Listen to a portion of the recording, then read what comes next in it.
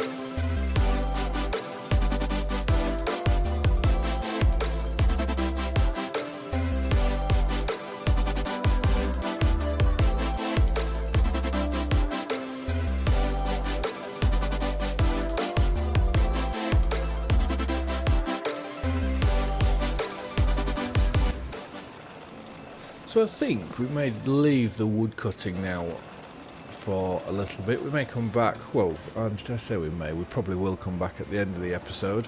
So there's a teaser for you that if you're not enjoying it, seeing woodwork, that's what we're doing to finish off. Yeah, I think this is enough wood now to get stuck at. We're going to go lease the sawmill, but first we need to go make sure that we've got some timber there, because I would like to try and get it so that this wood harvester, we're at 0.8 hours. So if we can, I don't think we'll manage it, but I would like to avoid going over the hourly fee with it. Right, so let's just get back into the cab, turn that off, and if we go, right, nothing in there, let's go trucks, and then, yeah, that's the one we had, but I just don't know why it won't work. Like, you click on any of these others and combinations, you get now on all our trailers and everything come up. With this one, however, you go combinations, that's all you get. Anyways, so do we buy this outright, or do we buy it outright, or do we not? If we were to go for the biggest engine, that ups the price massively. Let's just go. What horsepower is that? That is 600 horsepower. Let's go for that. Let's go. Have I messed up here and done 6 meter logs and we can't get? Oh, this could be a real pain now. I'm glad we stopped. I'm glad we stopped where we were. Mirrors. What's this all about? Oh, is this just extra mirrors and stuff? Right, we don't want any of them. Mud flaps, we would want them. This will be the cab. So we just go for a sleeper cab. That makes it a bit cheaper. Mud flaps. No, that's even cheaper. Right, we'll go for that. Let's buy that. And then this should come with, if we go back in combinations, this trailer, which that is a dolly. Oh, hold on, this is extending the trailer now. I'm just trying to work out what. So you can get 2 lengths of 4.5. We don't want that. Does that mean 2 lengths of 4 / 2 lengths of 3? Mud flaps off. So I think that's the trailer we may want, because that's what we may have to go for. 70,000. So let's buy that. And we will go fetch our new purchase. So if we just pull that up along, yes, the trailer's definitely longer, and you've got all the stuff out the front that you can put things in. We'll have to say, and there's only one way to see, and that's by taking this to our bit of forestry and seeing whether we can do it or not. Well, right. Anyways, we should be able to now transfer a fair amount of wood, and what I do like about this setup is the crane's right in the middle, and it's not like when you have your forestry trailers, you've got to jump out your tractor to go then get into your trailer. At least on this, it's all as one. But right, oh, there's a lot of cars building up. Everyone likes Skodas around here. So on the drive over here, I have just been looking at to see if there is any other forestry in the area, and this is literally the only bit that we've got. So if we are wanting to try build this, at least we've made a nice little track. If we are wanting to try build this, what is it, the museum or whatever it's called, we are going to have to. Let's get onto the thing so we can unfold that. We're going to have to look after this bit of woodland here and get it planted and all that sort of thing, because if we don't, we'll have nothing left for us. But right, let's get into the crane, and I just want to see whether we can get these 6 meter bits into here. So let's just spin that around. I'm going to have to turn the sensitivity on that up slightly, because that's not giving me the best. It's a bit slow for my liking. Right, let's go for these ones over here because they're in the way. This is what's what I've realised I've done wrong is I shouldn't have done just piled all these on top of each other like I did. But anyways, right, will you lot go in here, or are you going to say that you are too big? Oops. I am going to say that we should be able to. It's going to be a faff though, I know that. Will you look at those? We've got 2 down in there. That one should go down now. Okay, this is going to be really awkward. Let's, I think, load our trailer up first. I'll get that in. Pull you back, there you go. Get that in. So right, we need to remember knock these down to 5 until we fill the front, and then we can go to 6 to fill the back. So this is going to see what the back's like to load. Let's get them grabbed properly and put these into here. The good thing about doing this, well, buying this setup now, is we can do all the log transport missions. We can now go we can now go and do all them with relative ease, which is very nice to know, because they are fairly well paying. They're not the best of paying jobs to do, but anything's better than nothing. Right, so I will get cracked on with this. Like I say, I'm going to just fill the back trailer, and I may just use the back trailer and then just see what I can get into the front. Oh, why are these going here, there and everywhere? I think I need to turn. I may have this too far to the right, or does that matter? Anyways, I am just going to have a mess around with this, see how far we get, because we've got timber all over. This is where having a forwarder would be quite good, because you could just lead everything out fairly easily. I do think sensitivity of what I've got needs to be upped, because it will make everything a bit more responsive and easier to use.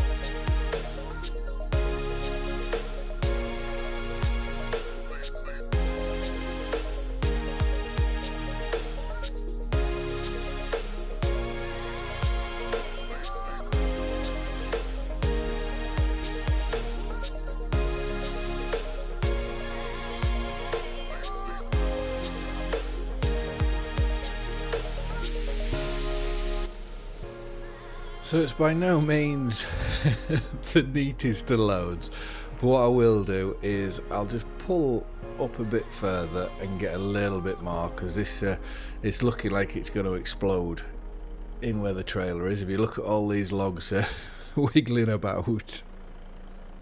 So I think we'll leave it at that. We'll just get straps thrown over to try and make sure nothing too bad happens. But really looking at it, it's common sense. If I had to cut these trees a bit better, well, one, cut them a metre shorter, so put them to 5 metres, they would fit in a lot nicer into the truck.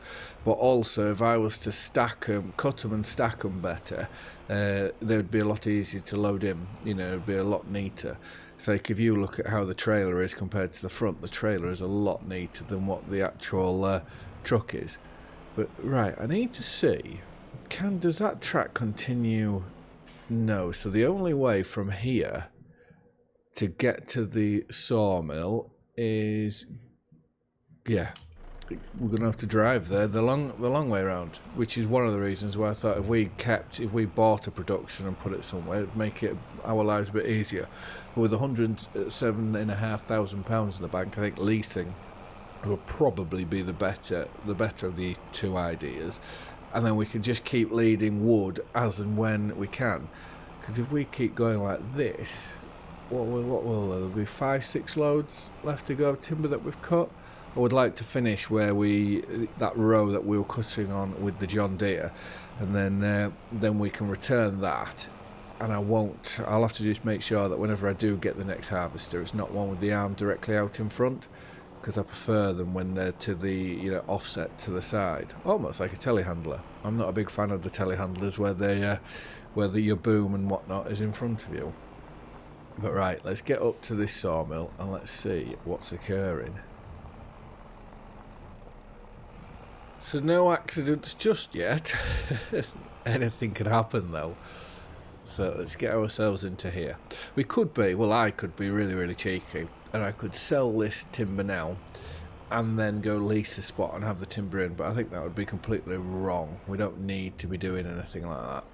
So let's just park. Have we got both in? Right, they're both in the trigger. So let's go to here first. I almost did it. I almost pressed that button instead of coming to here. So let's... Why does it keep turning? Like, there we go. Lease 410 a day. That's fine. So what we will do is, what does that museum need? So the museum, planks long and wooden beams. So let's go productions, sawmill, planks long. So we'll activate that. We'll activate the wooden beams. And then if we go back to here, I will put alt timber in. Why has that one not gone in? Oh, we've got 100,000 litre capacity as well, so that's brilliant. So it's just... Okay. it's like a javelin. Oh, we hasn't taken one from back there either. So is it going to take it now? There's that one, and then this one. Take the straps off it. We can lift these, they're not heavy at all. Let's throw that one into there. And then, is that one gone? So we have 33,000, well just over 33,000 litres of timber in there. Which you'd like to think there would have been a load more considering the amount of timber that we've cut down. Alright, let's take this. We're going to go back to the farm because I believe the animals need, yes, the chickens need food, the cows need food, their slurry is slowly going up, which is good, and the sheep don't. So we'll get back to the yard and we will get those. We can do a time lapse of feeding the chickens, feeding the cows, obviously doing mixes and all that sort of thing, before we then revert back to the forest to try and get as much felled as possible without incurring the hourly fee. I do love this truck and trailer setup, it's brilliant. So I'll leave this here, and then I might as well leave it running, there's no point turning it off.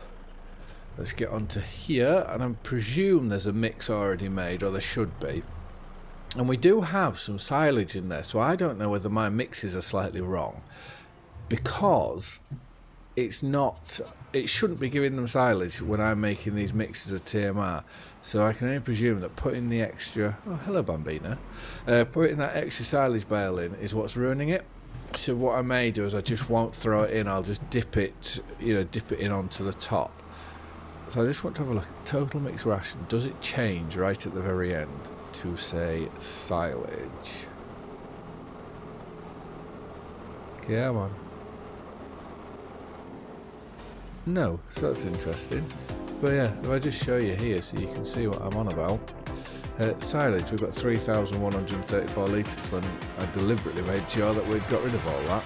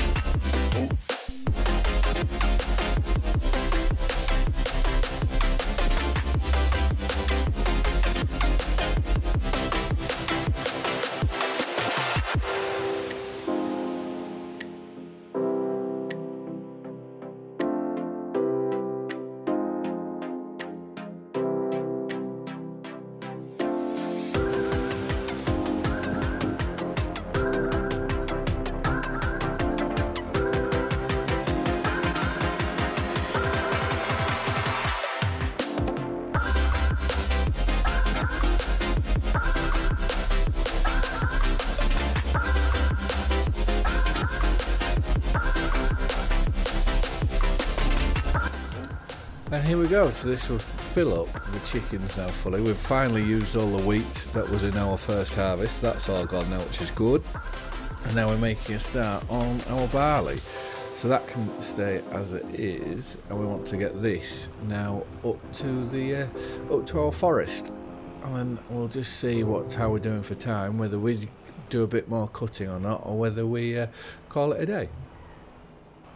So I think I will leave this episode here. We're about currently just over an hour of recording time, which does make me laugh, because I know the last I say make me laugh. It is interesting, I should say, to say that the last Saxlingham episode, so the one before this in release, that was an hour and 15 minutes of recorded footage.